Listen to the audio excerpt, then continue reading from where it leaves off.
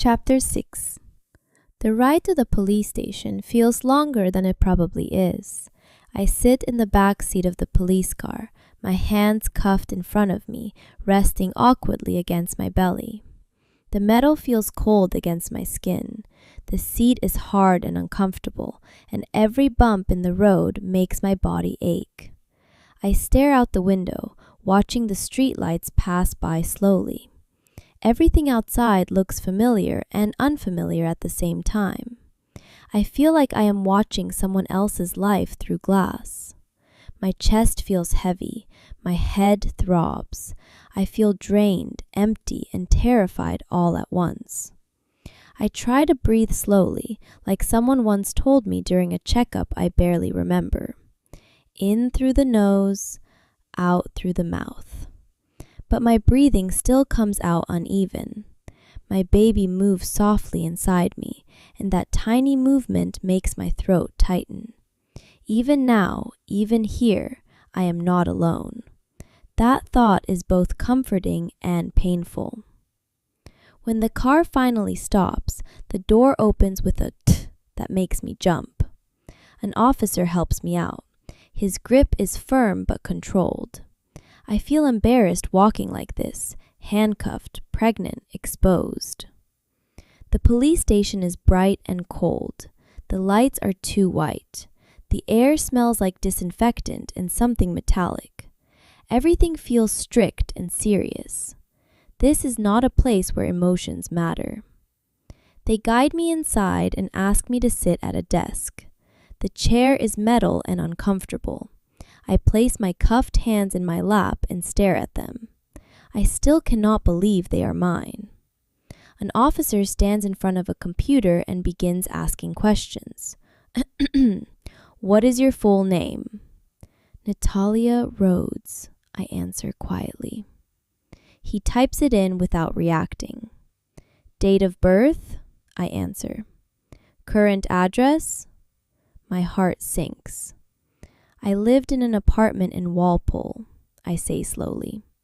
Number 402. He pauses and looks up at me. You lived there? I think so, I whisper. He studies my face for a moment, then continues typing without comment. They take me to another room for fingerprinting. I stand there silently as they take each finger and press it against the scanner. The machine beeps softly with each print. The process feels strange and dehumanizing. I watch my fingerprints appear on the screen like proof that I exist, even though everything inside me feels unreal. After that, a nurse comes in for medical screening. She checks my blood pressure, temperature, and asks about my pregnancy. Her voice is calm and professional, but her eyes are kind. How far along are you? She asks. I do not know exactly, I admit. Maybe 6 or 7 months. She nods and writes it down. Any pain? My body hurts, I say honestly, but mostly my heart. She gives me a sympathetic look and finishes her checks. Before she leaves, she tells me to sit carefully and drink water if I feel dizzy. I nod, though I doubt water can fix this. Then they take my handbag. I freeze. I did not even bring it here. Alex must have brought it from the apartment and handed it over like evidence. I watch as an officer places it on the desk and opens it carefully. I feel exposed, like they are opening a part of my life I do not even recognize. He removes the phone, the wallet, the water bottle, and the empty food wrapper.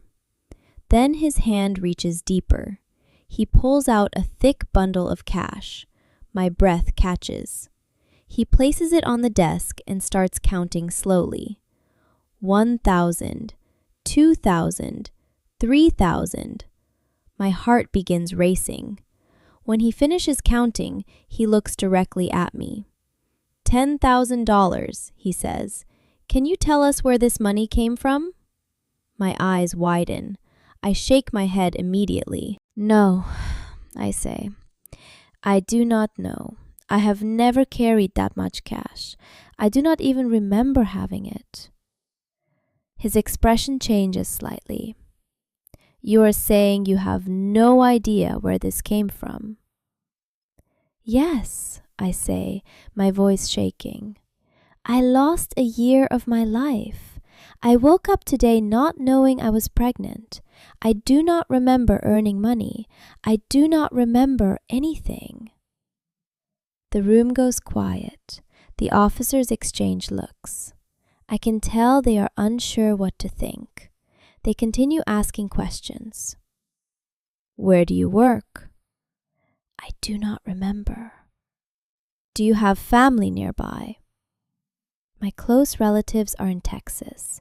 I do not want to drag them into a crime scene. I close my eyes, trying desperately to reach into my mind. I search for faces, names, voices. Nothing comes to mind immediately. Not a single friend nearby. I do not know, I whisper. Friends? I shake my head. Anyone we can call for you? My throat tightens painfully. No, I say. There is no one.